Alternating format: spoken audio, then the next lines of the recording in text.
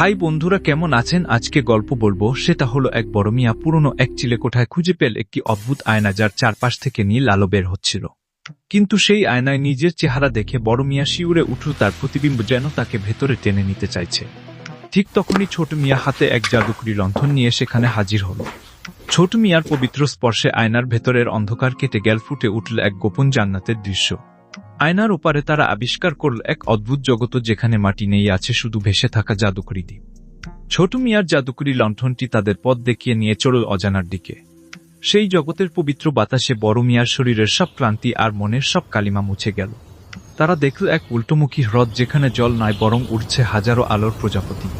এক জ্ঞানী সত্তা তাদের জানাল, এই জগৎ কেবল তাদের জন্য যাদের মনে ভালোবাসা আর সাহস আছে। বড় মিয়া শিখলেন যে জীবনের আসল সম্পদ জাদুকরি, আয়না নয় বরং নিজের ভেতরকার সততা। ভিডিওটা ভালো লাগলে সাবস্ক্রাইব করে সাথে থাকুন। 6 নাম্বার পার্ট দেখতে হলে কমেন্ট করুন।